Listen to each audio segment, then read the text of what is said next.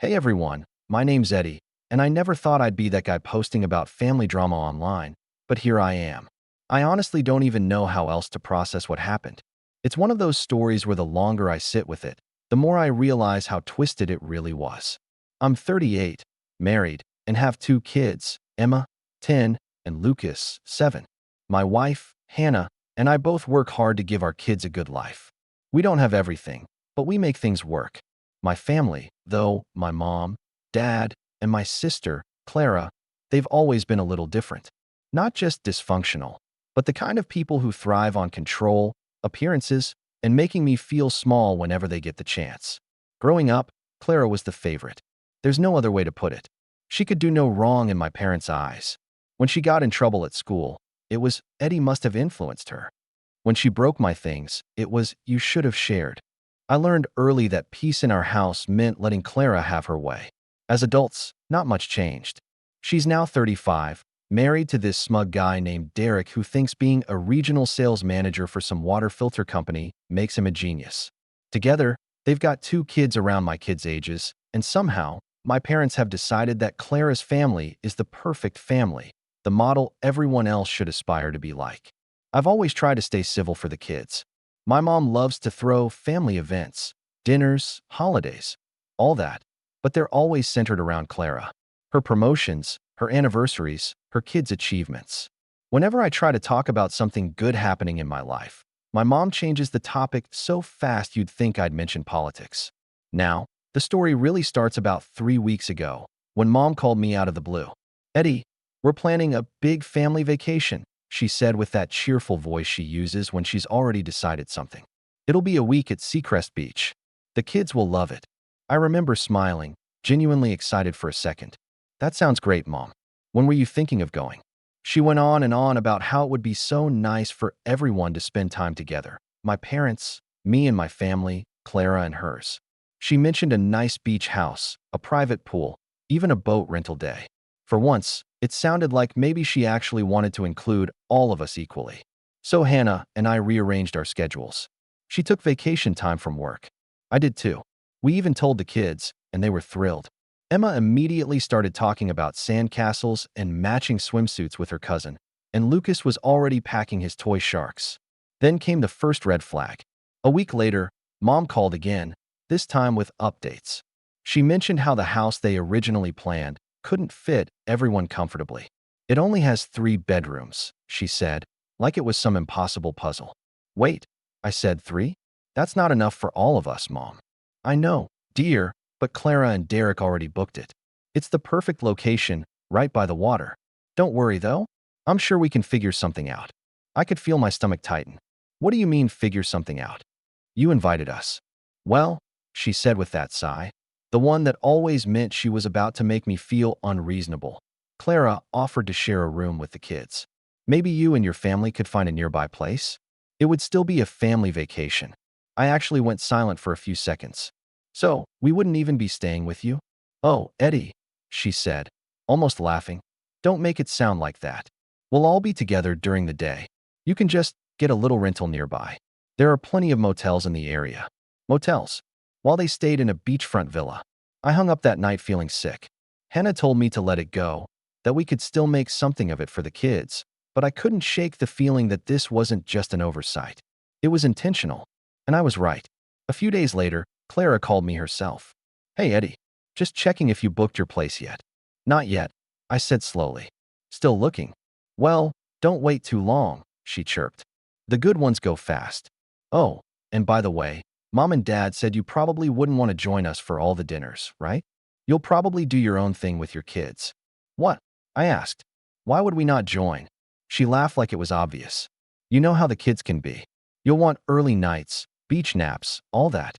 We're doing a few adult-only nights, seafood, cocktails, that kind of thing. You'd probably get bored. The thing about Clara is that she always says insulting things in this fake sweet tone, so you can't even argue without sounding defensive. But I knew exactly what she meant. You're not part of the group. When I told Hannah, she just shook her head. Eddie, they're doing it again. They want you to feel left out. It's their little power game. I tried to convince myself it wasn't that bad, that maybe I was reading too much into it. But the truth came out a week later when my mom accidentally sent me a message meant for Clara.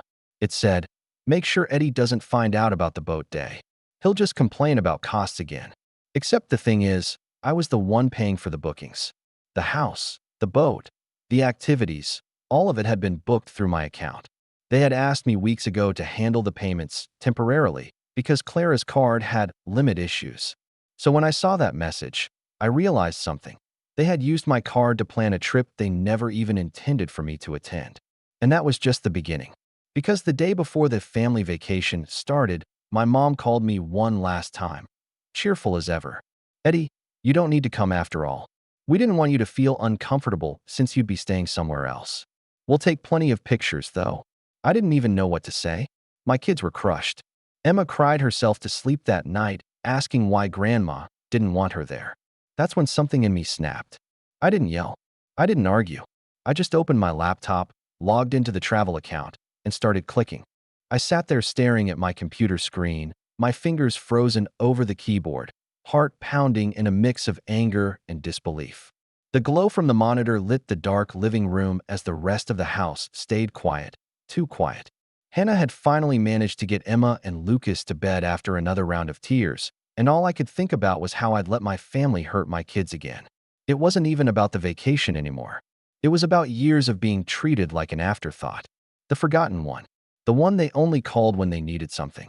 I scrolled through the list of bookings, the beach house, the boat rental, the seafood restaurant reservations, the parasailing experience. All under my name. All charged to my card. I remembered how my mom had said, "You don't mind covering it for now, right? I'll send you the money once Clara sorts out her account." Of course, that money never came. And now, they were using my money to exclude my family completely. I clicked on the first reservation, the house. It was a luxury beach villa, oceanfront, private access, everything you'd expect from a high-end family trip. My stomach tightened when I saw the total amount. It was more than half of what I had in my savings. I hovered over the cancel reservation button. For a second, my conscience whispered that maybe I should let it go, that I'd regret it later. But then I thought of Emma's face earlier that night, the way she'd asked, "Dad, did Grandma forget about us?" And how Lucas had tried to make her stop crying by promising they could build sandcastles in the backyard instead. That image erased any hesitation. Click. Booking canceled. Refund initiated. Then I moved to the next one. The boat rental. I remembered Clara bragging about how Derek had found the best captain in town, acting like she'd planned the whole thing herself. I canceled it too. One by one. Every reservation disappeared from the list. Every trace of the vacation they'd built on my dime. By the time I was done, my breathing had steadied. It was almost calming, methodical, like I was reclaiming something that had been stolen from me. Hannah walked in quietly, still in her robe. She looked at me, her expression soft but wary. "You did it, didn't you?" I nodded. "Every booking. Gone." She didn't look shocked, just relieved. "Good," she said after a moment. They needed to be reminded that they can't treat you like that forever. But it wasn't over. I knew my phone would start ringing as soon as they realized what happened. So I set it down on the table, face down, and went to bed. The next morning, the calls began. First, there were a few missed calls from Mom. Then texts, at first polite. "Eddie, there's an issue with the bookings. Did something happen?" Then, more urgent. "Eddie, answer me now. The villa says everything is canceled. What did you do?" By noon, I had messages from Clara too. Her tone was less restrained. "Eddie, this isn't funny. The trip starts tomorrow. You need to fix this right now." Then, "You've completely ruined everything. The kids are devastated." I actually laughed at that one. Her kids were devastated? Mine hadn't even been allowed to go. I didn't respond. I just let the messages pile up. By 3 p.m., there were so many notifications I had to mute my phone entirely. It wasn't until early evening that I finally picked up, and only because my sister called from an unknown number. "Eddie," she screamed the second I answered. "You destroyed everything. The villa, the boat, the reservations. They said the payment was refunded to you. What's wrong with you?" I kept my voice calm, almost too calm. "What's wrong with me?" "You mean what's wrong with you, Clara?" "Don't start with that," she snapped.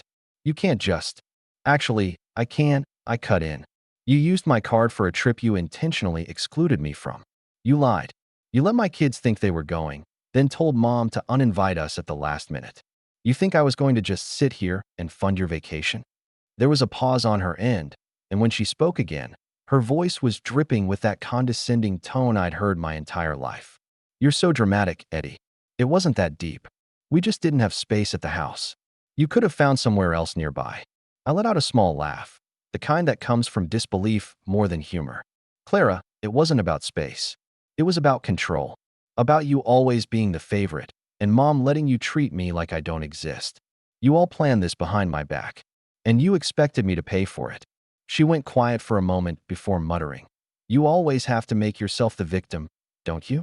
Mom was just trying to make things nice for everyone. But fine, if you want to act like this, you can forget about being invited to anything ever again." "Clara," I said evenly, "that's already been the case for years." Then I hung up. For the first time in a long time, I felt at peace, but it didn't last long. Because later that night, my mom showed up at my house. I saw her car pull into the driveway around 8. She didn't even knock, just walked right in, the way she always had. Hannah was in the kitchen, giving me a look that said, "Please don't lose your temper." "Eddie," Mom started, clutching her purse like she was holding on to her last ounce of dignity. "I don't know what you think you're doing, but you've gone too far this time." I just looked at her. "Too far? You planned an entire vacation without me, using my money, and told my kids they couldn't come." She frowned, as if I was the unreasonable one. "That's not fair. You know how complicated it was to plan everything. Clara handled most of it." "Using my card," I said quietly. "Well, yes, but only temporarily. You know your sister's had some financial issues lately. She was going to pay you back." "She never does," I replied.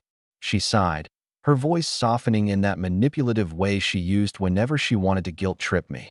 "Eddie, you've always misunderstood our intentions. You make everything about being left out when all we've tried to do is help you." "Help me," I said, standing up. "You've helped yourself to my time, my money, and my patience. And now you've hurt my kids." Her expression hardened. "You're overreacting. It was just a vacation." I stared at her for a long moment before answering. "It's never just anything with you. It's always about what you can get, what Clara wants, and how you can make me feel small in the process." She shook her head and turned toward the door, muttering, "You'll regret this when you've calmed down." "I don't think I will," I said quietly as she walked out. That night, I checked social media. My sister had posted a family vacation update, except it was just photos of her and Derek at a random roadside diner with their kids, captions filled with fake smiles. The comments were full of her friends asking, "What happened to the beach trip?" She didn't reply, but the real fallout hadn't even started yet. Because what they didn't realize was that the credit card they used for groceries, gas, and all their little emergency expenses for the past year, the one they thought I'd just been helping them with temporarily, was also under my name. And since they clearly had no intention of paying me back, I had some decisions to make.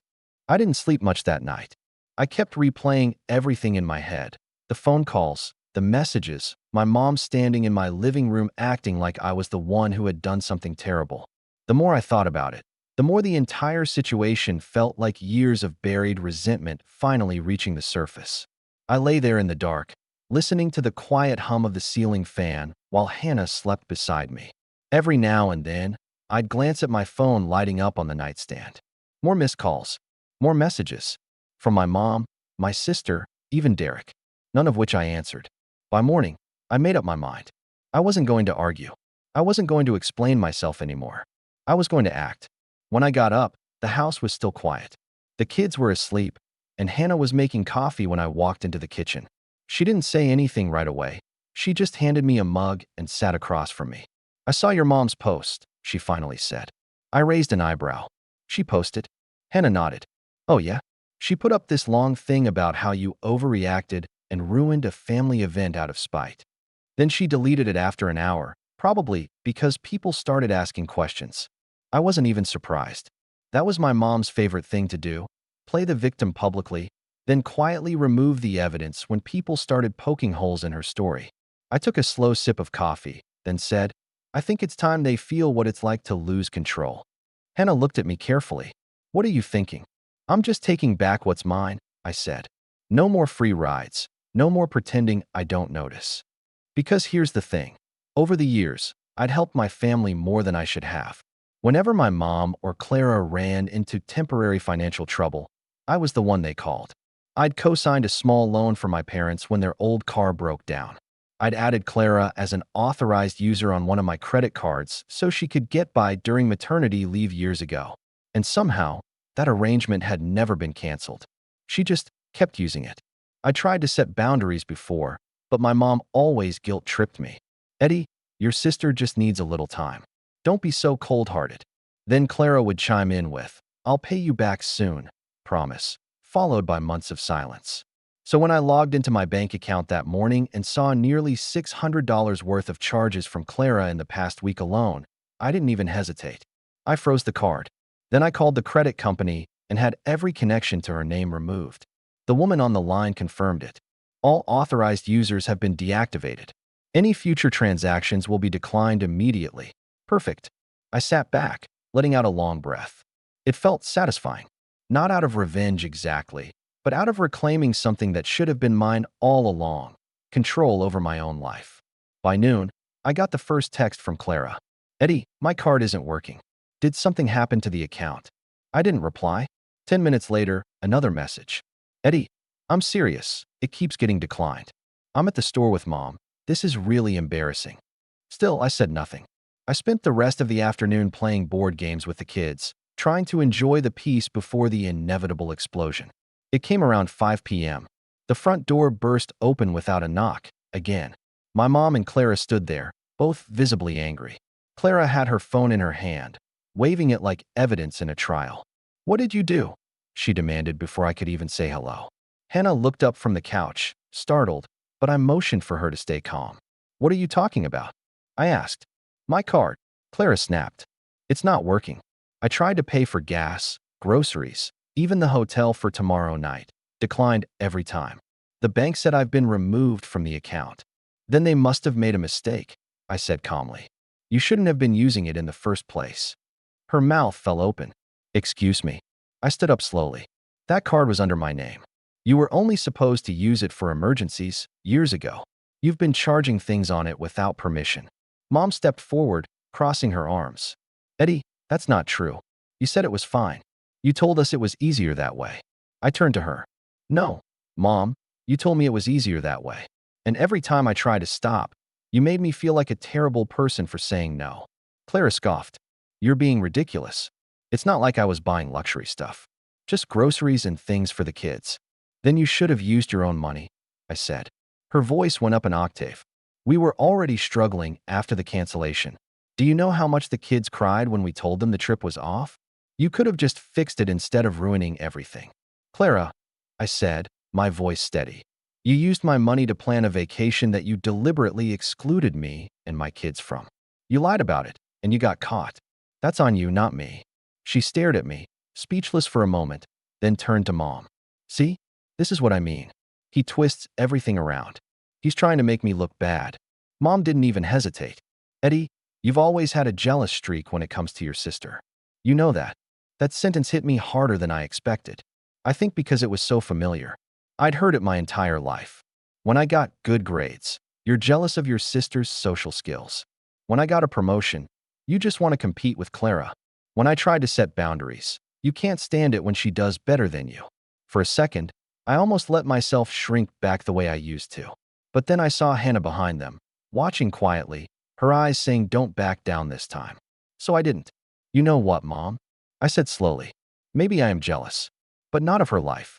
I'm jealous that you've given her unconditional love and support for everything she's done, even when she hurts people. I'm jealous that no matter how much she lies, you find a way to excuse it. And I'm jealous that my kids have to watch their father get treated like he doesn't belong in his own family. The room went silent. Mom opened her mouth, then closed it again. Clara's expression faltered for a moment, like she wasn't used to me pushing back. Finally, she snapped. You're just bitter because you can't stand not being the center of attention. I laughed, quietly, but enough to make her flinch. You've been the center of attention since the day you were born, Clara. The problem is, you mistook that attention for entitlement. Mom suddenly straightened her shoulders, her voice sharp. That's enough, Eddie. You're talking about your sister. She's family. I nodded slowly. And what are we? I asked, gesturing to Hannah and the kids' photos on the wall. Because you sure don't treat us like family. That must have struck a nerve, because Mom's tone softened again, switching tactics. Eddie, please. Let's not make this worse. Your father's already upset about the vacation. Clara didn't mean for any of this to happen. Can't we just move on? Move on. I repeated. You mean, pretend nothing happened, like always? She sighed. Sometimes that's what family does. I looked at her for a long moment. Then maybe it's time I stop being your kind of family. The color drained from her face. What's that supposed to mean? It means, I said carefully, that I'm done. No more cards, no more money, no more last-minute favors. You and Clara can handle your own mess from now on. Mom's lips pressed into a thin line. You'll regret this, Eddie. Family doesn't turn its back like this. I met her gaze. You turned yours a long time ago. They left soon after, slamming the door behind them. For a while, I just stood there in the quiet, staring at the door. Hannah came over and slipped her hand into mine. You did the right thing, she said softly. I know, I replied. I just never thought it would come to this. We spent that evening with the kids, making homemade pizza and watching a movie together, something simple but genuine. And even though I was still angry, I realized I finally felt free. But peace with people like my mom and Clara never lasts long. The next morning, I got an email from my dad. A short one. No greeting, no explanation, just a single line. You went too far this time. Your mother is heartbroken. I stared at it for a while, feeling that familiar ache in my chest. But before I could even reply, another email came in, this one from the credit company. Apparently, someone had tried to reopen the account using my personal information. The attempt had been flagged as suspicious and blocked automatically. I didn't need to guess who it was. I closed my laptop slowly, a cold wave of realization washing over me. They weren't just angry, they were retaliating. After the credit company email, I finally admitted to myself that this wasn't just a family squabble anymore. They were trying to manipulate my identity and my money. That crossed a line. It wasn't petty, it was practical, and the kind of thing you don't let slide if you want to keep your life intact. The first thing I did was tidy up my own trail. I spent the next 2 days compiling everything. Bank statements, screenshots of the bookings, the messages from Mom that got mistakenly sent to me, and the long list of small charges over the last 3 years that had quietly become regular withdrawals. I printed them all. I labeled them. I made a spreadsheet with dates, places, and what every charge was supposedly for. Seeing it on paper, the breadcrumb trail of favors turned habit, made my stomach twist in a way that wasn't anger so much as disgust. Then I did the boring, adult thing. I called the bank again. This time I asked for a fraud specialist and got one. I explained the attempted reopen of the account, the unauthorized charges, and the fact that my name had been used for things I hadn't approved. She put a block on the account, filed an identity theft report, and gave me a fraud package to fill out. It's such a sterile word for something that felt so personal. Fraud. I mailed the package certified. I saved the tracking number. I also set up alerts on everything. New credit inquiries, any changes to the little accounts where my parents and Clara liked to slide things through. If they were going to try another round, I wanted the bank to tell me the second it happened. I set my phone to buzz like a woodpecker on caffeine. Next, I went to a lawyer. I didn't want to, but the moment anyone plays fast and loose with your identity, you need paper and teeth. The lawyer listened while I laid everything out. He asked a few questions, scribbled in a notebook, and then said, in the exact tone lawyers use when they're giving you permission to be unpleasant, we can send a demand letter. We can pursue restitution in small claims. We can involve law enforcement if this escalates. He explained the difference between we can and we should, and I chose we should for everything that made my teeth ache. We drafted a formal demand, itemized costs, a clear deadline, and the gravity of what had been done. The letter was direct without being theatrical. That was on purpose. Drama can be dismissed as emotion. Legalese reads like consequence. I had that letter sent to my parents' home address and to Clara's husband's work address with delivery confirmation. I copied the bank's fraud report in the package and included scans of the messages where Mom and Clara discussed excluding my family and using my card. I also did something less formal but, in my mind, smarter. I made a private folder online with all the evidence and shared it, not with the internet, but with a carefully selected list of people who mattered in Mom's social sphere, an aunt who still cared about decency, a cousin who managed the community Facebook group where Mom volunteered, and one childhood friend of hers who'd always valued straight talk. I didn't post screenshots or start a war on social media. I simply said, "I'm dealing with something difficult. I thought you should know." I attached the demand letter and the bank's response. My intent wasn't to shame publicly. It was to let the people who knew my mother see there was a legal and documented problem, so her reflex would shift from victim performance to actual accountability. People who live by appearances avoid public messes. If they built their whole life on how they looked to others, that vulnerability would be useful. While I waited on the lawyer and the postal service, I planned something else. A dinner. Not a trap exactly. I dislike traps. But a staged confrontation. A family dinner with a lot of witnesses. I called a local private room at a restaurant my parents used to favor for milestone dinners and told them I wanted to host something simple. A belated birthday for my dad. Nothing lavish, nothing ugly. The restaurant took the booking for next Saturday. I invited Mom, Dad, Clara, Derek, and a handful of relatives I'd carefully chosen. The aunt I mentioned, my cousin who still listens, and a few others who owed me nothing and weren't likely to take sides purely out of habit. I told Hannah only that I needed her support.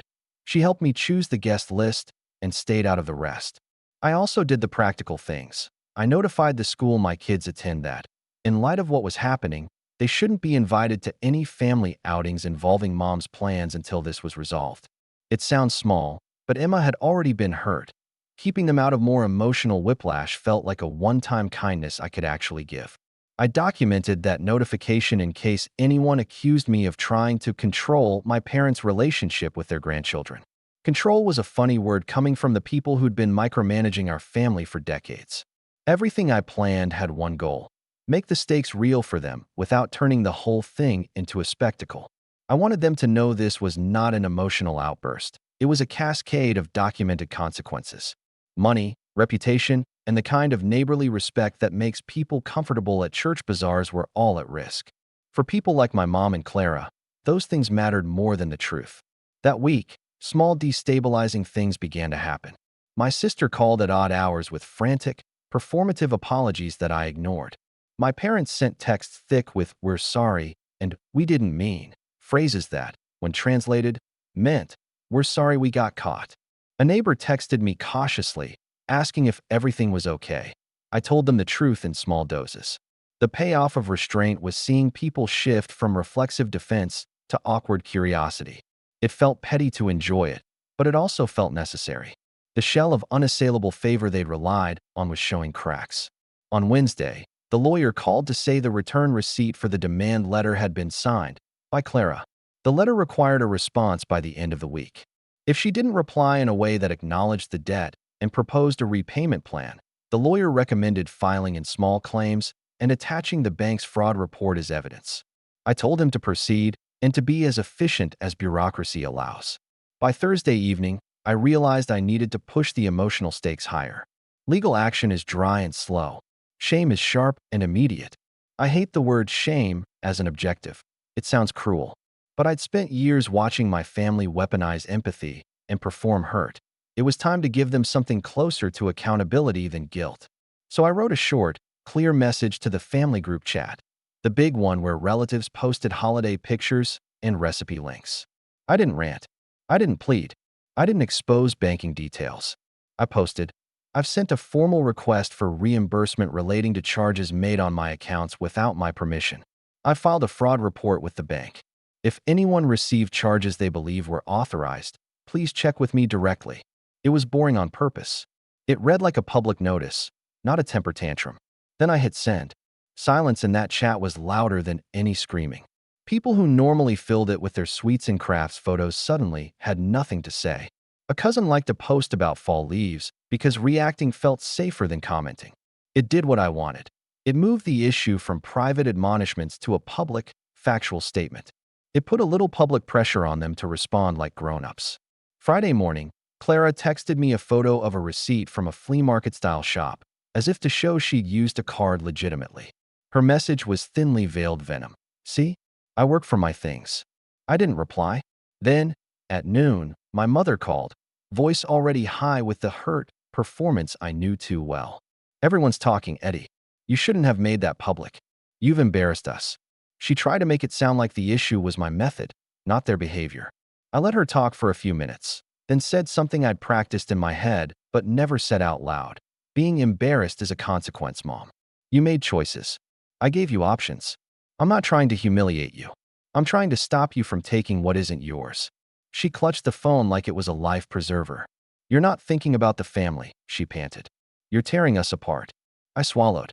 You tore it apart. I'm just making sure it's fixed. She was quiet after that. I could hear her breathing, the small, uneven inhale of someone trying to keep her performance together. And then Saturday arrived, the day of the dinner. The private room at the restaurant had a long table, linen napkins, the sort of place where my mother had once demanded a specific candle arrangement for a special family moment. It felt almost ceremonial.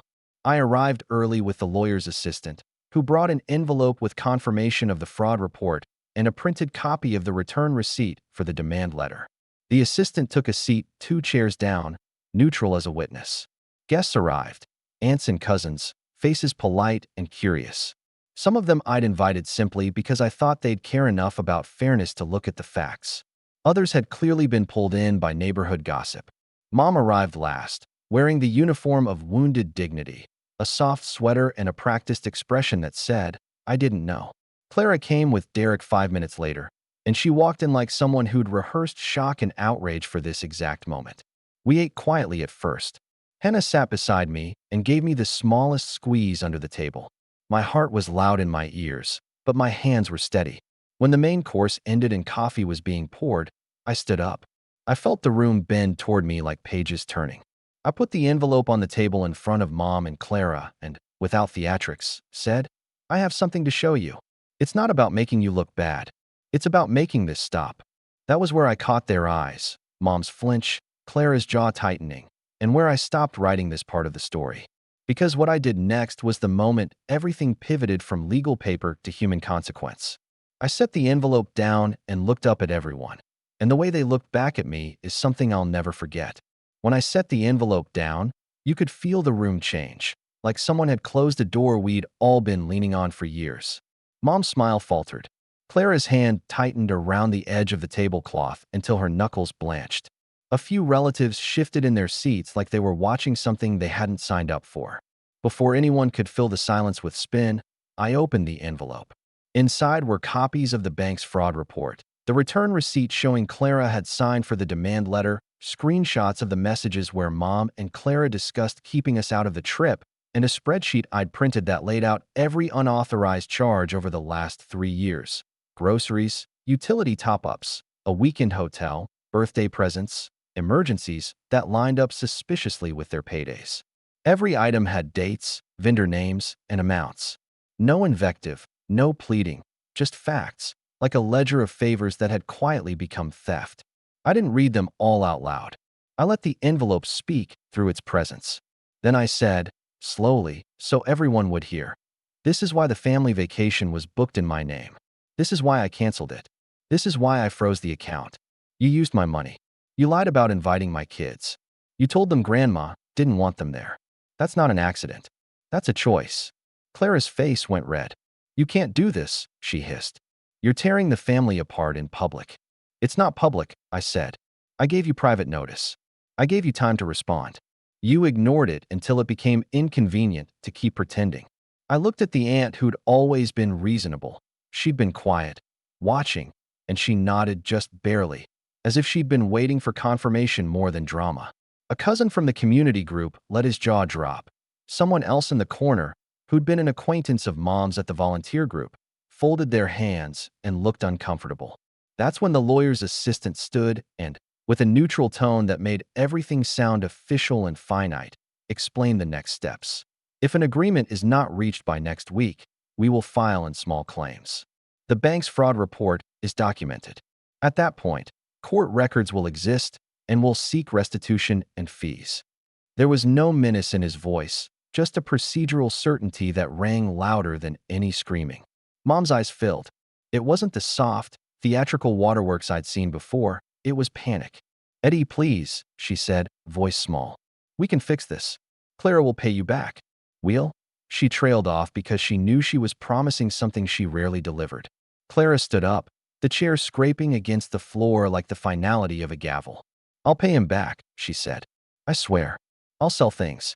Her promises tumbled out, but the spreadsheet was already on the table between us like a map of everything she'd been avoiding. I could see her calculations begin and end with excuses I'd heard for years. I didn't want to humiliate them. I wanted accountability.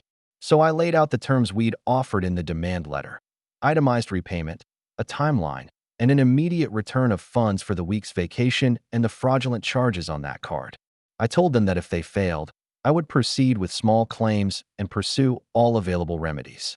I made no threats I didn't plan to act on. That's the thing about being ready to follow through. People either change behavior or reveal themselves further.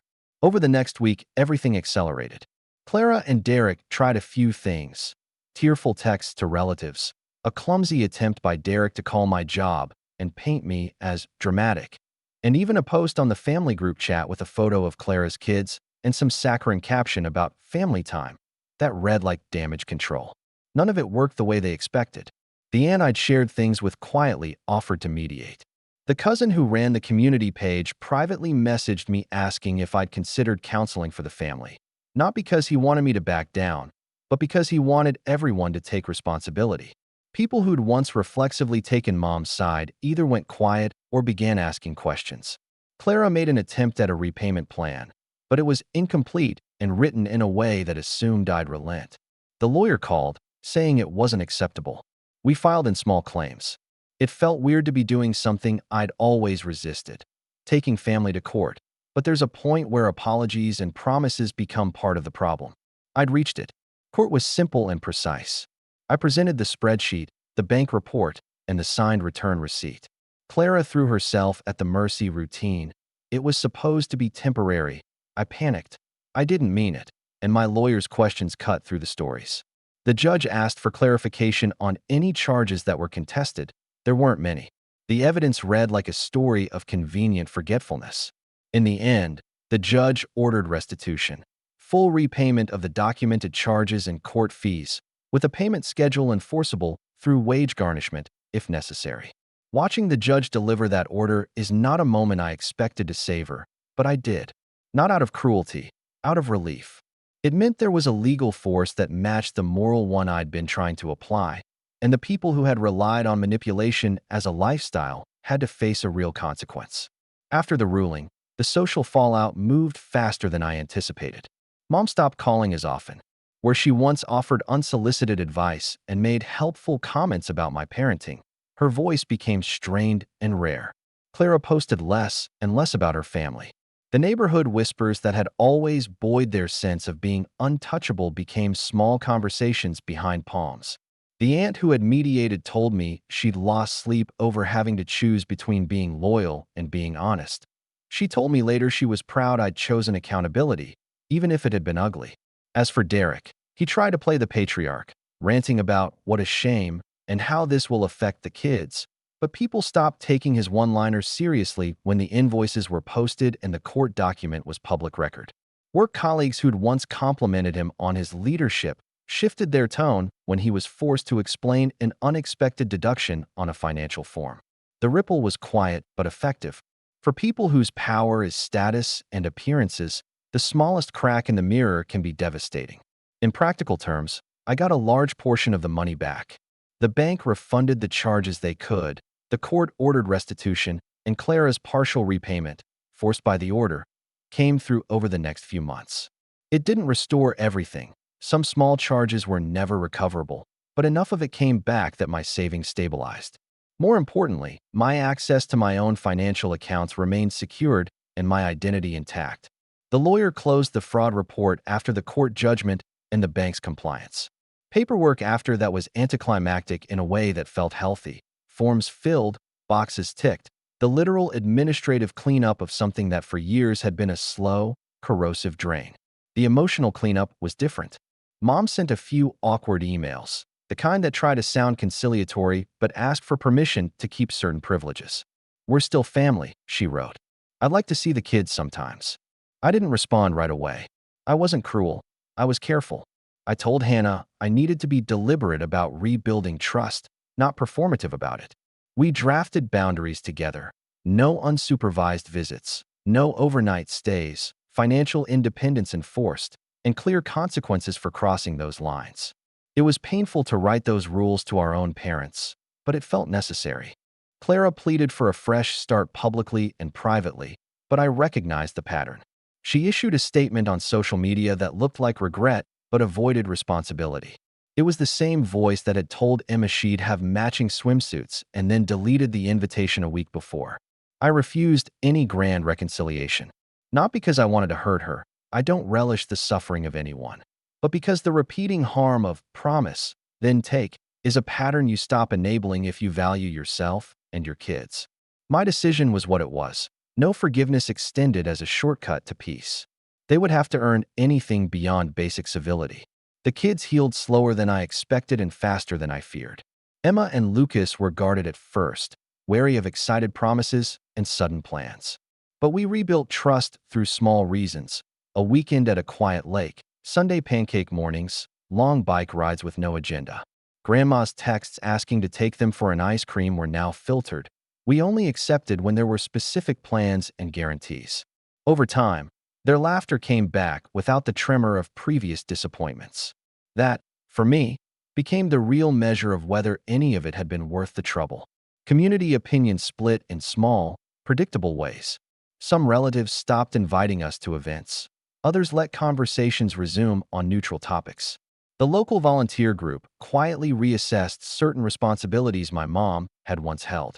People who had benefited from Mom and Clara's spotlight now had to deal with a new dynamic where accountability mattered more than optics. That ripple effect wasn't violent. It was steady and practical.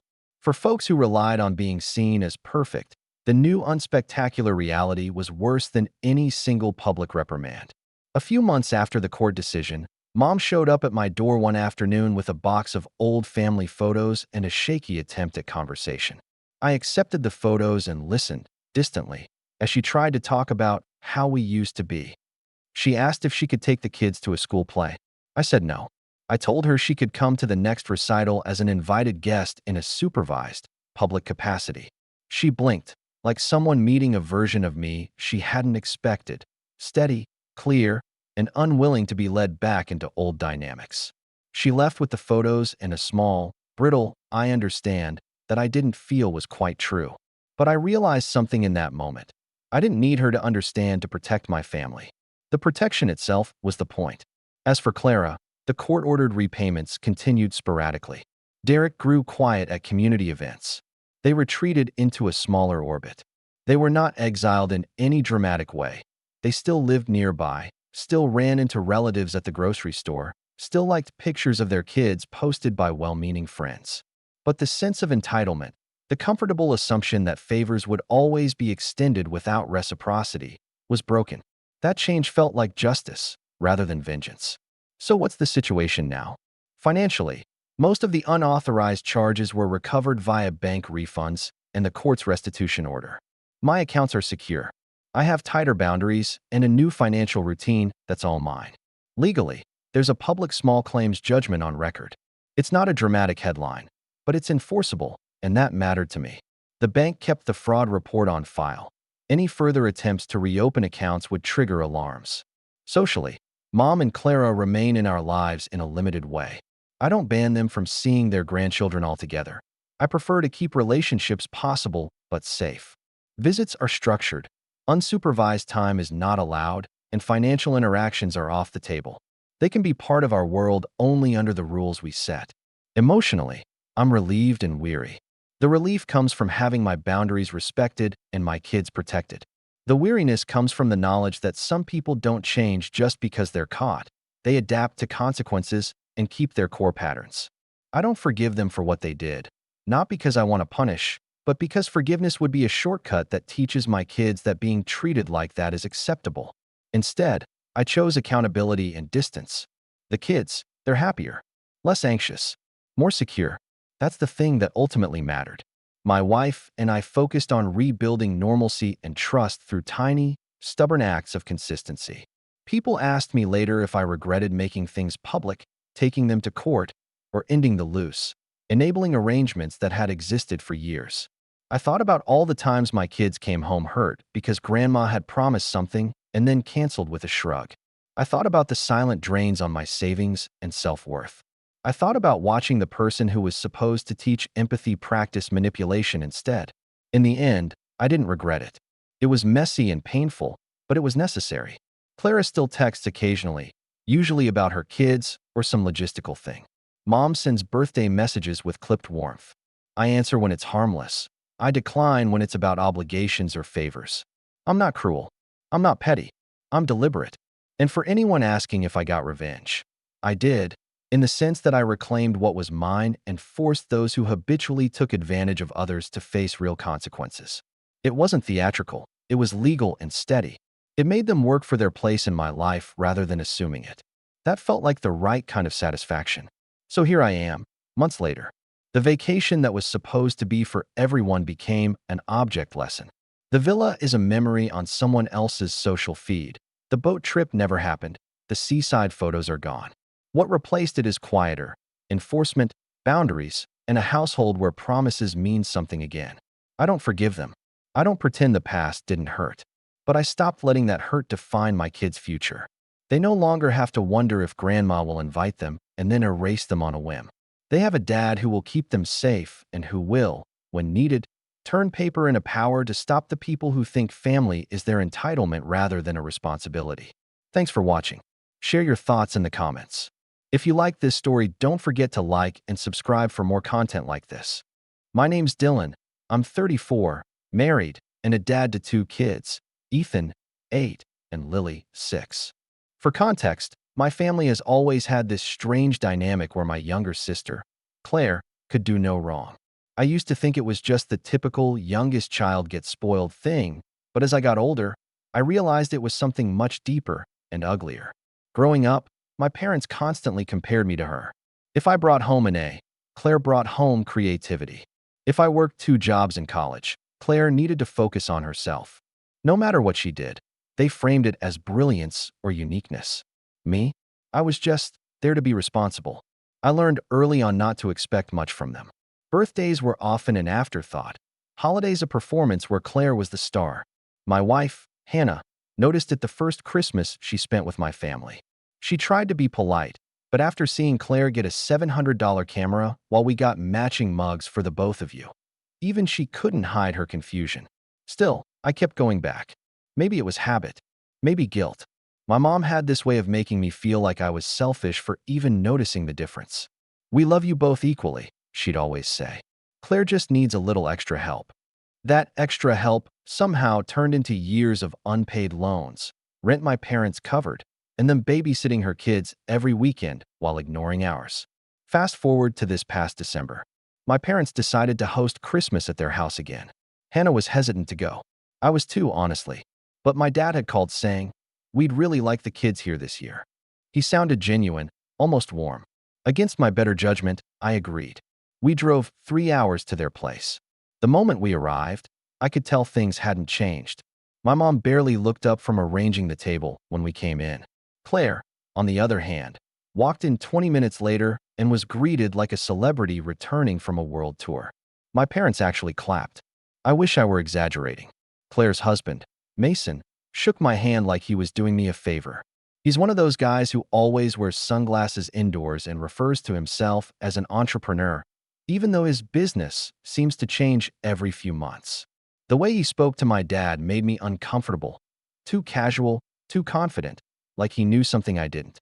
Dinner went as usual. My mom bragged about Claire's new consulting venture. My dad asked Mason about his latest project, and no one asked Hannah or me a single thing about our lives. My kids were quiet the whole time, poking at their food. Ethan whispered to me, "Grandma didn't say hi to us." I told him she was just busy, but deep down I knew he was right. After dinner, we gathered in the living room for presents. My dad handed out gifts from under the tree, smiling the whole time. The first few went to Claire's family, brand-name clothes, gadgets, expensive toys for her kids. Then he reached for a big envelope with a gold bow and said, "Now this one's special." He handed it to Claire. She opened it, gasped, and immediately started crying. Mason shouted, "No way." Everyone leaned in. I saw the words "Luxury Family Vacation" printed across a travel agency folder. My dad chuckled. "You guys deserve it. All-inclusive, 5-star resort. You've both worked so hard this year." My mom nodded with this soft, proud smile. "You've earned it." Then she turned to me and said, "Oh, Dylan, you and Hannah have some gifts too." She handed us a small bag each. Hannah opened hers first. Inside was a pair of socks with little snowflakes. Mine was almost the same, socks, and a mug that said #OneDad. I tried to laugh it off, but something in my chest twisted. Hannah gave me a look that said everything she didn't dare say aloud. My kids didn't understand, but they noticed. Ethan asked, "Where's our big present?" My mom's smile faltered just for a second before she said, "Maybe next year, sweetheart." Grandpa and Grandma had to prioritize. Claire laughed softly. "It's okay, Mom. They'll understand." That was the moment something broke in me. It wasn't about the gifts. It was years of being treated like I was less, and watching my kids start to notice it too. I looked at my dad, who was leaning back, satisfied, and said quietly, "You really don't see it, do you?" He frowned. "See what? How you treat us." He shrugged. "Dylan, I told you not to expect anything from me. That way you can't be disappointed." Mom chimed in with a sigh. "Don't make this a scene, please. It's Christmas. You know how your father is. It's just how life is." Claire shifted uncomfortably, pretending to care. "Come on, Dylan, it's just socks. Don't be so serious." I stood up. "No, Claire, it's not just socks." Hannah quietly gathered our kids' coats. My mom's face tightened. "Where are you going?" "Home," I said. "We've had enough." No one stopped us. No one apologized. They just watched as we walked out. That night, I barely slept. The anger and hurt kept looping in my mind. I kept thinking about my dad's words, "Don't expect anything." The next morning, after I dropped the kids off at a friend's for a play date, I opened my laptop. I wasn't planning on doing anything dramatic, but then I remembered something my dad had done years ago, something I'd never shared outside the family. Let's just say, when I hit post, I didn't expect the reaction it got. Within hours, my cousins were texting me nonstop. And that was before my phone started ringing, with my mom's name flashing on the screen. I didn't answer when my mom called that morning. I just stared at the screen until it went dark. Then it lit up again. Same name. I let it ring. I wasn't ready to hear her voice yet, not after what she said the night before. Hannah was still half asleep when she came out of the bedroom, rubbing her eyes. "Is that your mom again?" she asked quietly. "Yeah," I said. "She's been calling nonstop." She poured herself some coffee and leaned against the counter. "You posted it, didn't you?" I nodded. Her lips parted slightly, like she wanted to say something but wasn't sure what. Then she just said, "Good." I didn't feel good, though. My hands were still trembling when I thought about it. I'd written the post after tossing and turning all night, replaying my dad's words in my head. "Don't expect anything from me." The more I thought about it, the more it stopped sounding like tough love and started sounding like something far more cruel, a man who was proud of his own indifference. So, around 2 a.m., I opened my laptop. I wasn't planning revenge, not exactly. I just wanted to tell the truth.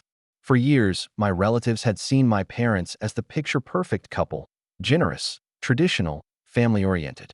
My mom always made sure to send out long Christmas newsletters bragging about Claire's achievements and carefully sprinkling in small updates about our son Dylan and his family.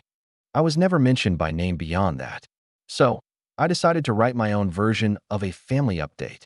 I began by telling the story of how my parents had treated us growing up, the endless favoritism, the dismissed birthdays, the loans they gave Claire that somehow turned into gifts, the way they made me feel guilty for asking for the smallest things. I described, in detail, what happened at Christmas. The socks, the mug, the vacation envelope. But the part that made my cousins text me in shock wasn't any of that. It was the story from when I was 16. When Claire got her first car at 17, it was a brand new hatchback that my dad bought her as a reward for staying out of trouble. I never got a car. Instead, I saved for 2 years to buy a used one, only for my parents to borrow it one weekend while I was at a friend's house. They told me later it had been an accident, but they'd driven it to visit my grandparents and ended up totaling it on an icy road. Insurance didn't cover it because the policy was in my name. They never replaced it. That was the part that everyone had forgotten about, because my parents had never told anyone what really happened. My dad had apparently told the family that I had crashed the car and that he'd help me pay off the debt. So in that post, I set the record straight. When I woke up that morning, it had already been shared several times within the family group chats. My cousin Julia texted first. Dylan, is this real? Then another message from Mark. Dude, you actually said it. Everyone's talking about it. By noon, half of my extended family had reached out. Some were sympathetic. Some were awkward. A few said things like, maybe you shouldn't air family stuff online. But even those messages were followed by, I had no idea they treated you that way. The one that hit me the most came from my Aunt Denise, my mom's sister. We weren't close, mostly because my mom had always spoken badly of her. She wrote, Dylan, I'm sorry. I tried to tell your mom years ago that she was favoring Claire too much, but she stopped speaking to me over it. You didn't deserve that. That message stayed with me. By the afternoon, my dad finally called. When I didn't pick up, he sent a text. Take that down right now. You're making a fool of yourself. No apology. No explanation. Just that. Then came another one, a few minutes later. You think you're hurting us? You're only embarrassing yourself. I stared at the screen for a long time. The words felt like him. Cold, mechanical, never once taking responsibility. Hannah sat beside me on the couch, scrolling through her phone. You don't have to respond, she said. I know, I replied. But I kind of want to. She glanced at me.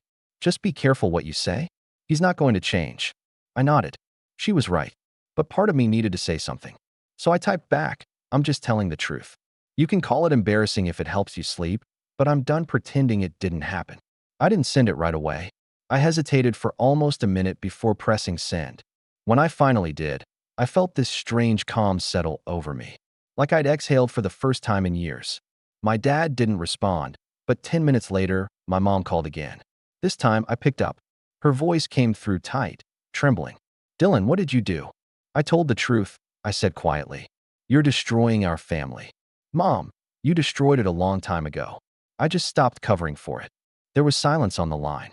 For a moment, I thought she might actually apologize, but instead she said, You have no idea what you've started. Your father is furious. I laughed once softly. He's always furious. The only difference is now people see it. Then she said something that stuck with me. Do you really think anyone will believe you over us? That sentence hit harder than anything else she'd said. It wasn't just arrogance. It was a confession. They had built their image so carefully that they actually believed their version of the story couldn't be challenged. I guess we'll find out, I said, and hung up. That night, Hannah and I took the kids to get ice cream. We didn't talk about my parents. It felt good to be out, to laugh with Ethan and Lily, to just feel normal. For once, Christmas didn't end with me feeling small. But the peace didn't last long. 2 days later, my cousin Julia called. Dylan, you might want to check Facebook, she said. I opened the app and saw it instantly. My mom had posted a long, dramatic message about family betrayal and false accusations meant to tear apart loved ones. It was written in that same sugary tone she used in her Christmas newsletters, but now she was painting herself and my dad as victims of a hurtful misunderstanding. The comments were full of sympathy from their friends. You two are such good parents. Ignore the negativity. Some kids just don't appreciate what they have. It was like watching a performance, one they'd rehearsed their whole lives. But underneath the post, there were comments from family members, people who had seen my post first. Julia wrote, maybe there's another side to this story that should be heard. Aunt Denise added, it's not a misunderstanding when it's a pattern. Within hours, the comment section turned into a quiet war zone. I didn't reply to any of it. I didn't need to. The truth was doing the work for me. Still, the more attention it got, the angrier my parents became. They started messaging relatives privately, trying to convince them that I'd twisted everything. Some cousins believed them. Some didn't. But the one thing they couldn't undo was that now everyone knew. By the end of that week, something unexpected happened. Claire texted me. Her message was short. You've really messed things up this time. I stared at her name for a long time before replying. I'm just tired of pretending everything's fine. She replied almost instantly. You're jealous, Dylan. You always have been. That's the real issue here. I almost laughed. That was the same line my mom had used my entire life whenever I pointed out the unfairness. But before I could even type a response, another message came through from her. You have no idea what you've started. It was almost word for word what my mom had said. That's when I realized they weren't scared of embarrassment. They were scared of what might come next. Because I hadn't told everything yet. And if they wanted to play that game, I had something far worse than a Facebook post. Something that would make every perfect parent photo they'd ever posted crumble. After that initial shockwave of posts and private messages, I spent most of the next morning pacing in my living room, half drinking my coffee, half scrolling through the family group chats on my phone. Every new notification made my stomach tighten, a mix of anticipation and dread. I knew my parents were working overtime behind the scenes, calling relatives, spinning their story, and trying to keep the narrative in their favor. But even with their influence, I could feel the tide shifting. I didn't post anything else that day. I wanted to watch, to see the first cracks appear. And the cracks did appear, slowly at first. My Aunt Denise sent another message, longer this time. I've been on the fence about saying anything for years, but Dylan, your post, it's true. I see it now. I see how my sister and brother-in-law have favored Claire and ignored you, and you've been carrying that burden silently. I'm sorry I stayed quiet. Her words hit me in a way I didn't expect. For years, she had been distant, partly because of my mom's constant manipulation. But here she was, finally admitting she'd known something was off. I almost texted her back immediately, but I paused. I wanted to savor this. Meanwhile, the other cousins were reacting in ways that were revealing. Some were outraged that my parents had been playing favorites all these years. Others were conflicted because, like me, they had always been told to appreciate what you have. Some, like my cousin Theodore, just asked questions quietly. Dylan, what really happened with the car? That one hit hard, because Theodore was close to Claire growing up, and he had never known the truth. The situation escalated further that evening. I was at home with Hannah, the kids playing quietly in the next room, when my phone buzzed with a string of messages. I glanced at it and froze. It was my dad. Not a text. A message in the family chat that everyone could see. Everyone should know that Dylan's post is exaggerated. He has always been jealous of Claire, and this is nothing more than his attempt to rewrite history. Family comes first, and some people just can't see that. I felt my chest tighten. That classic line, family comes first, that my parents had always used to justify their behavior, was now their weapon. But I didn't panic. I had time. I had a plan. That night, I couldn't sleep. I kept thinking about every single slight, every moment I'd been dismissed, every time my parents had used Claire as a mirror to measure my failures. But something clicked. The post had already shifted things. I realized the leverage I had wasn't public embarrassment. It was the truth, carefully documented, ready to drop in pieces that my parents couldn't counter. The next morning, I got a text from Claire. I wasn't sure if I wanted to read it, but I did anyway. Dylan, you've crossed a line. You can't just throw family history around like this. Do you even realize what you're doing? I stared at it for a long time, fingers hovering over the keyboard. Then, without typing anything, I set the phone down. By mid-morning, my mom started reaching out to cousins individually. I knew this because the messages started coming through from people forwarding texts to me. Mom says you're lying. She says you've twisted the story. I clicked through the messages and noticed a pattern. Every forwarded message included variations of the same phrase. Your father and I have only ever tried to do what's best for Claire. I realized they were desperate. They weren't trying to convince me. They were trying to convince the wider family. The more desperate they got, the more they revealed themselves. Then came the call from Theodore. He was upset, but he wasn't angry at me. Dylan, he said, voice low. I had no idea. I always thought. I thought Claire's parents were being fair. I didn't respond immediately. I just let him sit with that thought for a few seconds. Finally, I said, it's okay. Most of us didn't see it until it was too late. Theodore was quiet again. Then he said something I hadn't expected. Are you planning to do more? I smiled. Depends on what happens next. That afternoon, Hannah came into the room with a concerned look. You've been quiet. What's going on in your head? I'm thinking, I said. Thinking about how much of this I want to show. She sat beside me. Dylan, don't get lost in it. You've done enough just by speaking the truth. I shook my head. No, it's not enough yet. Not until they understand the consequences of how they've treated us, how they've treated the kids. She didn't argue. She just held my hand and said nothing, which was exactly the support I needed. By the evening, I started receiving private messages from cousins I hadn't spoken to in years. Some were cautious, almost afraid, like they were stepping into a minefield. Others were outright curious. What else do you know? One cousin, Melanie, went further. She sent me a private Facebook message. Dylan, you don't know what you're unleashing. Mom and Dad are not going to take this lightly. If they find out what you really know, it could get ugly. I laughed quietly to myself. Ugly? I murmured. They already made it ugly for decades. And that's when it hit me. The knowledge I had, the things I'd seen, the documents, the old letters from my dad bragging about giving Claire gifts and dismissing me, was more than enough leverage.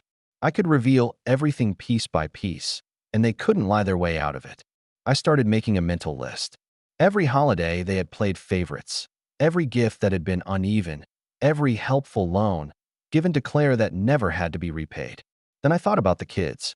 Ethan and Lily had already witnessed the difference in treatment this past Christmas. They might not understand it fully yet, but they had felt it. I couldn't let that go unnoticed. By the next morning, I knew what I had to do. I would wait for the right moment, a family gathering, where I could carefully orchestrate the truth to hit every single person who had been complicit in the narrative. I spent the day quietly preparing, going through old photos, receipts, letters, even a few voicemails that had been left years ago. Every piece was a puzzle, and for the first time in decades, I felt like I was assembling it for myself, for my kids, for Hannah. Then, late that night, I got a text from Claire. I didn't expect it. "Dylan, stop. Whatever you're planning, stop. You don't want to ruin Christmas, do you?" I stared at the screen, thinking about the countless ruined holidays, the ignored birthdays, the years I'd been dismissed, the Christmas Eve I spent last week watching my kids' faces as they realized they weren't worthy of anything special. I typed back slowly. "This isn't about Christmas anymore, Claire. This is about years of truth catching up with lies." She didn't respond immediately, which was good. It gave me time to think, time to plan, because I wasn't done yet. Not by a long shot.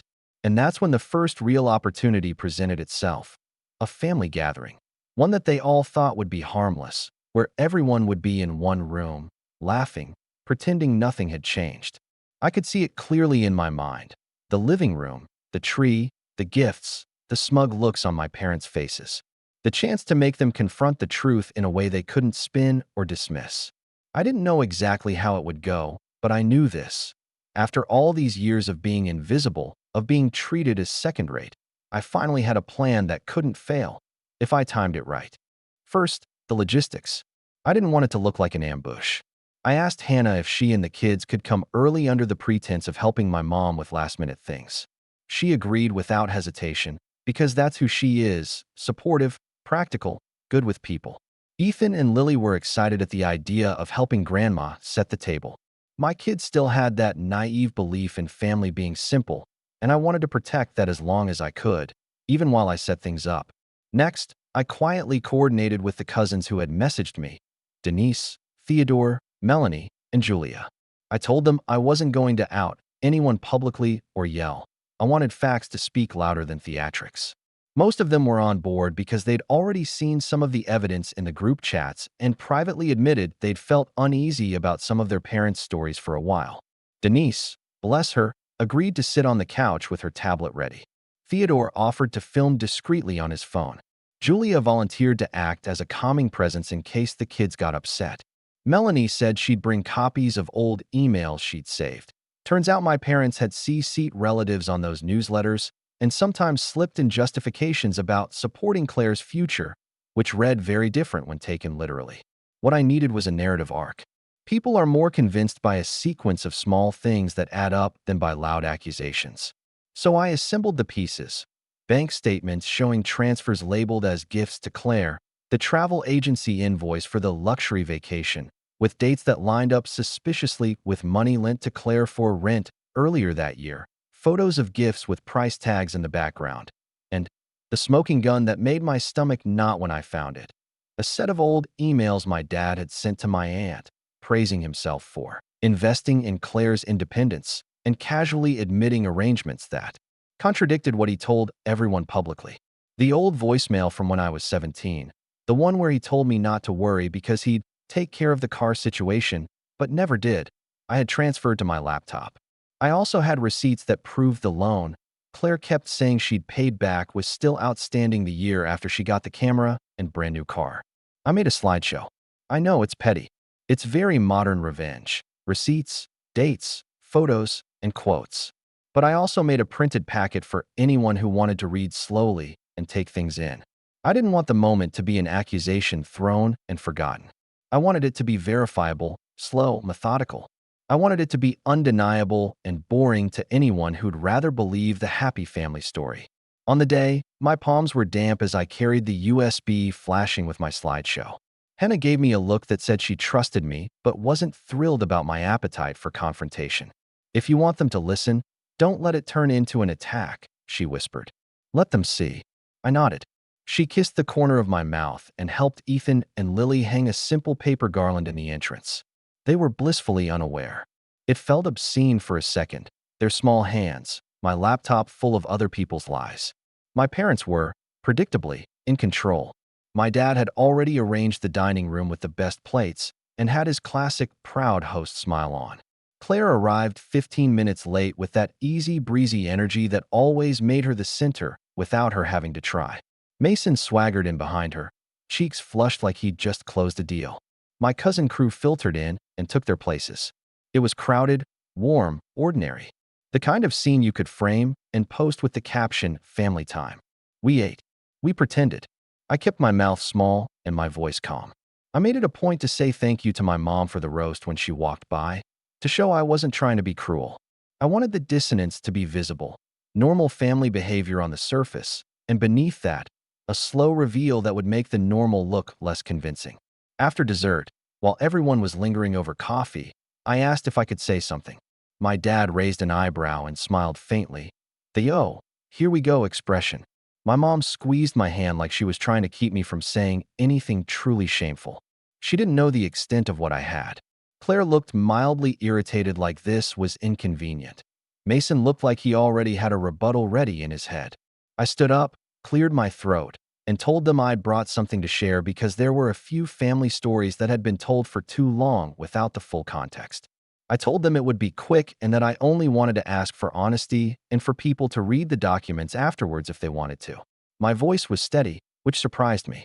I chalked it up to sleep and adrenaline and a deep hunger to not feel small. Denise rolled over slightly in her chair and hit play on her tablet. Theodore pointed his phone at me, ready to film. I started with the car because it was something everyone vaguely remembered, the one they had all accepted as Dylan's mistake when I was a kid. I played the voicemail.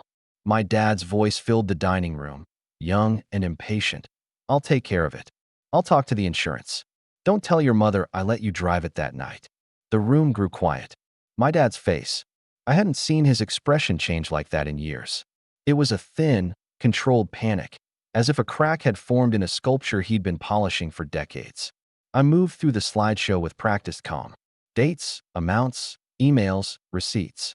The travel folder photo came up in the slide deck, and I watched Claire's smile falter for the first time. Mason's face, which had been so self-assured earlier, tightened. My mom started speaking under her breath, like she was composing herself to say something comforting and rehearsed. Halfway through, my Aunt Denise raised her hand. "Could you let that sink in?" she asked softly. I had no idea the money was moving like that. Her voice had that tremble of someone who had been holding back for years. That was all I needed, not to humiliate, but to illuminate. I let the silence hang. The kids came in then, drawn by the murmurs.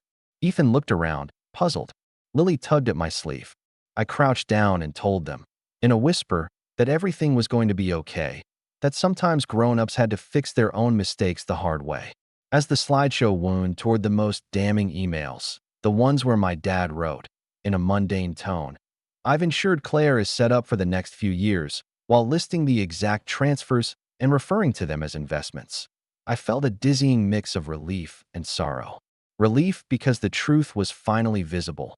Sorrow because I realized how much of my parents' life was spent constructing a story that made them feel noble. My dad finally stood up. He looked like a man who'd been interrupted mid-speech. "Dylan," he said slowly, voice lower than I'd heard it in a long time, "you shouldn't be bringing family business out here." There was no anger in it so much as wounded dignity. "I'm not bringing gossip," I said. "I brought facts. And if you want to tell people you've only ever been generous, that's your choice. But the facts are here for anyone who wants to look." Claire was the first to speak for the family line. "You're obsessed," she said. "You always have been." It was the same playbook, deflect with personality critiques. But this time it sounded thin. At that moment, Theodore's film caught something I hadn't planned on. My mom, whispering to my dad with her hand over her mouth, saying, We did what we had to do. My dad's reply was softer, almost a whisper of justification. They don't understand what raising a prodigy takes. The words felt like an admission of motive more than protection. And in the quiet look I exchanged with Denise, I knew the tide had turned irreversibly. Then Mason, who had been mostly watching, straightened and announced loudly, "We did nothing wrong. We earned this." It was meant to be a defiant statement, but the way he said "earned" sounded brittle. He scanned the room as if he were looking for allies. For a second it felt like a pressure test. Would the family rally behind him and my sister, or would they start asking the hard follow-ups? I had rehearsed my next move in my head for hours. I had planned to hand out packets, to let people read slowly, to let the evidence do its work. But there was one more thing I had tucked away. A single email thread that tied everything together, a message from a cousin's spouse that my parents had blindly forwarded to the whole family, where my dad joked about keeping up appearances and, in doing so, acknowledged the performative nature of their generosity in a way that, if read in public, would fracture the story my parents told themselves every day. I reached into my pocket for the printed packet. I could feel the weight of the paper, of the moment. People were shifting in their seats. Claire's jaw clenched. My mom's hands were white on her lap. I stood up, hands slightly shaking but voice calm. "If you want to see the full picture," I said, "read this." I brought copies. I started handing them out. And then, and this is where it starts to blur, Theodore, who had been filming, got a message and looked down. His face changed. He showed the screen to Denise.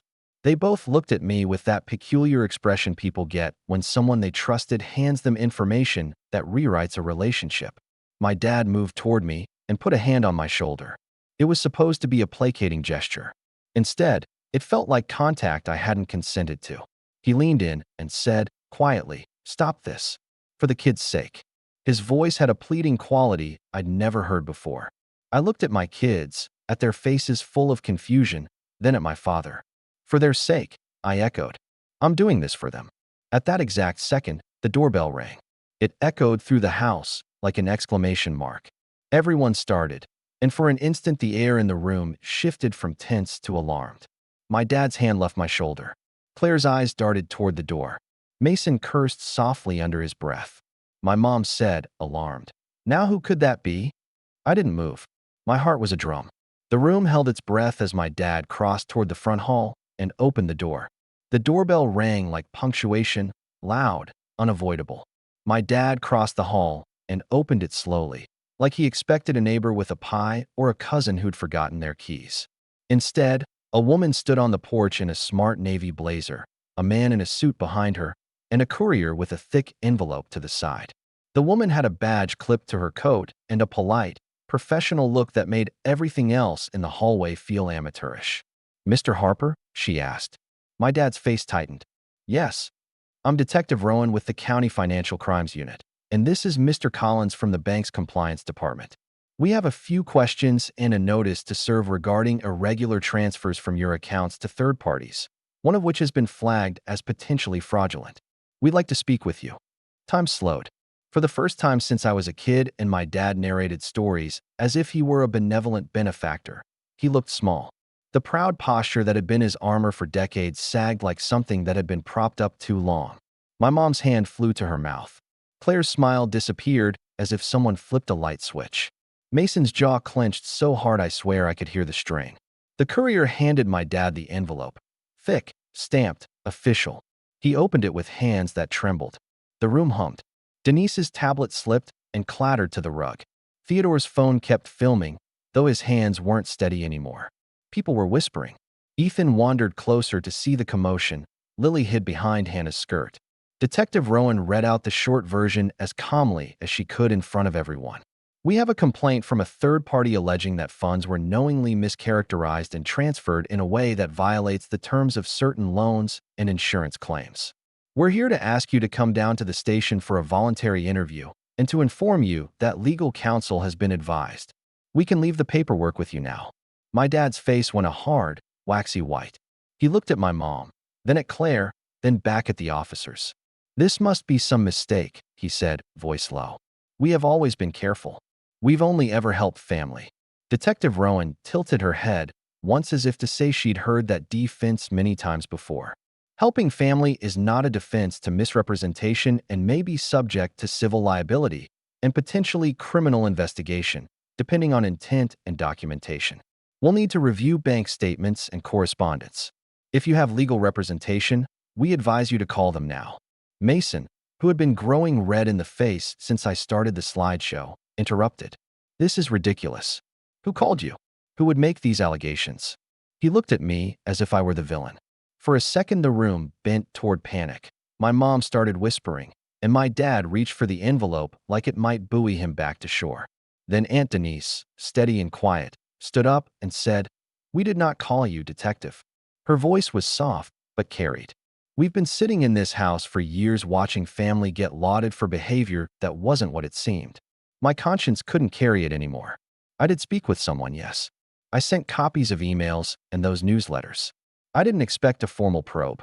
I expected honesty." You could almost hear the oxygen shift. It had the feel of a small dam cracking. My parents' defense, the neat framing they'd invested in for decades, simply wouldn't hold under that much visible scrutiny. Detective Rowan asked my dad some carefully precise questions about accounts, transfers, and whether he understood the terms of loans and insurances he'd signed or authorized. My dad's answers were evasive, legalistic, and for the first time wholly unhelpful. He stuttered over dates. He used vague verbs. He called everything help. The officers exchanged quiet looks that said volumes. One of them, Mr. Collins from the bank, sighed and said, "We've been trying to reconcile these entries for months. We flagged certain transfers as unusual, gifts labeled as loans, payments to third parties with unclear business purposes, repetitive transfers to the same beneficiary. We opened a formal inquiry after a creditor filed a claim that hasn't been properly accounted for." Claire tried to speak up and say it was all a misunderstanding. "There are always explanations," she said. "My parents have done a lot for me. I wouldn't have." Her voice slouched into the room like a bad prop. The detective's tone, professional and flat, cut right through it. "Ms. Bennett, part of our process is to quantify transfers and examine intent. If you have documentation proving repayment or business justification, please bring it forward. If not, your signatures on any agreements you acknowledged could be scrutinized." The word signatures landed like a stone. Mason's confident, practiced arrogance evaporated into a thin sheen of fear. He'd always talked about networks and investments in a way that made him sound larger, but now his bravado looked like cover. The whole family saw it. As the officers explained their next steps, that they'd be interviewing family members, possibly requesting subpoenas for financial records, and that civil action could follow, my parents went from indignation to pleading. My dad, who had lectured me for years about character and sacrifice, now looked busted, as if someone had peeled off his crafted image and left behind something brittle. My mom looked at the room as if asking for allies. Some came forward, awkwardly. Melanie said quietly, "I'm sorry. I had suspicions." Theodore, who had filmed everything, put his phone down and said, voice thick, "I don't want to be part of protecting lies anymore." Julia wiped her eyes and told my mom she'd always suspected the newsletters were odd, too glossy, too selective. People who'd once nodded politely and laughed in my parents' presence were no longer complicit. They were stepping out. At some point, my dad staggered backward and sat down as if the chair were a life preserver. He looked at me with a face I'd never seen before, an aging, defeated man who'd relied on stories to deny his own small cruelties. "Dylan," he whispered, "you've made a spectacle." "You made it a spectacle," I said, and I didn't try to be gentle. "You sold a story that made you the heroes, and you used your kids and our childhoods as props." Mom started to cry, but it wasn't the soft, desperately sympathetic weep that used to pull me back into alliances. This one sounded raw and private, like the sound of someone finally realizing they'd been enjoying a house built on a rotten foundation. What happened after that afternoon played out in two timelines, the bureaucratic one and the human one.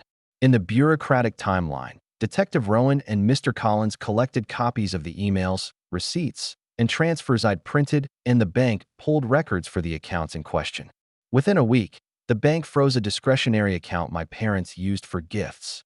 A letter followed from a law firm representing creditors seeking repayment and clarification of a series of loans that had been mischaracterized. An auditor requested additional documentation. The county's financial crimes unit opened a file and requested interviews. Those are blunt, ugly words, the kind that land and reverberate. Inquiry, audit, subpoena. In the human timeline, the aftermath was quieter but more savage. Relatives who'd taken the family narrative at face value reached out, shaken. Some apologized. Some wanted distance. Claire and Mason's carefully curated lifestyle.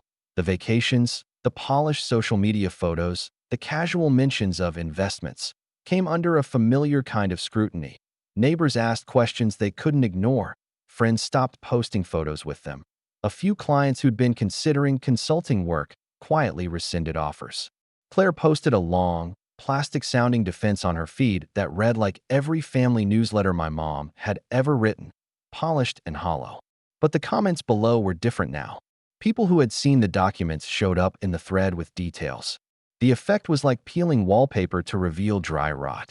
My mom tried the old playbook, the hurt, the theatrical fragility that used to make everyone lean in and console her. But after what had been read aloud in their living room, and after bank letters and a visit from the detective, the performance didn't have the same audience. People who'd once leaned toward her with sympathy now tilted away, uncertain if they'd been co-opted into a story they might have to own. The cousins who supported me, Denise, Theodore, Julia, formed a small, quiet coalition. We met quietly, over coffee and texts, and discussed restitution in ways my parents had never considered necessary. It wasn't about me getting anything. It was about cleaning up a pattern of behavior. Some cousins suggested mediation. Others proposed that Claire and my parents sit down with family counsel and account for the transfers publicly to make restitution to any party who'd been harmed. I didn't want legal theater. I wanted consequences. I wanted accountability. Claire and Mason reacted in predictable ways. Claire flinched, then lashed out, accusing me of jealousy and betrayal. Mason contracted, became defensive, and then distant. They posted defensive messages and took sanctuary in the small circle of relatives who still wanted to preserve appearances. But in the months that followed, there were no more luxury vacations announced from their accounts. There was less social media. Phone calls from past benefactors dwindled. In private, I heard via other cousins that Mason was struggling to line up his next venture. Clients had begun asking questions about past invoices. The silk of their life frayed. My parents, meanwhile, faced more concrete fallout. The bank required audits and forced a restructuring of funds. Creditors sought repayment of questionable loans. The county inquiry continued, and any determination of intentional misrepresentation could have criminal consequences, a prospect that hung over family gatherings with a hollow threat. It was wrenching to watch, because it meant watching people I'd once hoped would soften with age confront the reality of consequences that matched their actions. It wasn't vindictive, it was accountability. It was what had been missing for years. At home, Hannah and I made choices. We limited contact. The kids called them once on their birthday, and my parents left a voicemail full of brittle warmth. We returned a few calls that felt necessary, but the old relationship, the one where I'd drop everything because of guilt or ritual, was gone. I set firm boundaries and kept them. My parents called, begged, offered explanations that sounded rehearsed and convenient. I listened enough to be humane, then stepped back. Forgiveness was not a transaction I was interested in pursuing. I wanted safety for my family and clarity for my children. I wanted them to see that their grandfather, the man who once said, "Don't expect anything from me," like it was philosophy, could be fallible and accountable. People asked me, after the dust settled a bit, if I felt satisfied. The answer is complicated. There's a particular kind of peace in telling the truth, in peeling off a story that once suffocated you. There's also a cost. Family fractures and past cheery photos now served as evidence in the archive of betrayal. I watched my parents' social world shrink and their influence wane. I watched Claire lose some of the glow she'd used like armor. Some cousins reached out with gratitude. Others remained distant, unwilling to choose sides. Some people I thought would be allies surprised me. Some I thought would judge me stayed eerily quiet. Most important, Ethan and Lily learned a lesson that hadn't been possible while I was pretending everything was fine. Reputation can be manufactured, and kindness can be performative. I wanted them to grow up knowing that family comes first is not an automatic truth. It is a value you earn by showing up fairly and honestly. We rebuilt Christmas and birthdays slowly, deliberately. We made our home a place where the kids saw equitable treatment rewarded. After everything, Hannah and I felt unburdened in a way we'd never been. We were finally living by the rules we wanted for our children. As for my parents, the legal and financial process took months. No dramatic courtroom scene unfolded in a single day. Life rarely moves like a movie. There were interviews, letters, requests for documentation, and the slow drain of social capital. The bank demanded clearer accounting. Some creditors pursued civil claims. My parents retained counsel and spun stories about misunderstandings and generational differences. They tried damage control in the manner they knew best: newsletters, carefully curated holiday gatherings, and attempts to charm relatives back. But the veneer was gone. People remembered the slideshow and the voicemail. They remembered my dad's voice promising to take care of the car, and the detective's professional calm. The cumulative weight of evidence made polite denial ineffective. Claire and Mason, stripped of some of their social gloss, tried to rally support among the more loyal relatives, but there was little left to rally. Friends who'd once envied their life distanced themselves quietly. The life they'd been building on borrowed esteem became more precarious. I won't pretend there wasn't pain watching a family implode. There was. I felt for the younger relatives caught in the crossfire and for anyone who'd been hurt by my parents' choices. But the person I felt least sympathy for was my father. Not because he was always cruel, but because he'd repeatedly rationalized it and taught me that conditional love was acceptable. He'd set a pattern for himself and for my sister that had consequences. Months later, after the inquiries and letters and a few small settlements, the family gatherings changed form. They were cooler, more formal, or they happened without my parents present.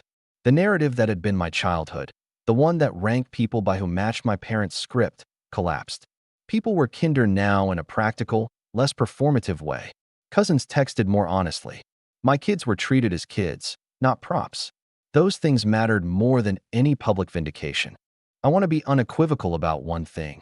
I did not forgive them. Forgiveness felt like surrendering the lesson I'd spent years trying to honor for my children. I set boundaries that were permanent.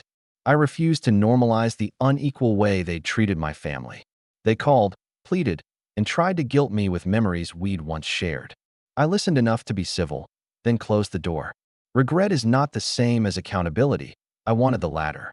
In the end, what happened was simple in its arc and complex in its aftermath. I told the truth publicly. I gathered evidence. Cousins and a few brave relatives corroborated or came forward, and an official inquiry followed that revealed the scale of my parents' misrepresentations. The consequences were financial audits, frozen accounts, legal letters, and reputational collapse. Claire and Mason lost some of their social standing and opportunities. My parents faced potential civil liabilities and the ongoing strain of an investigation.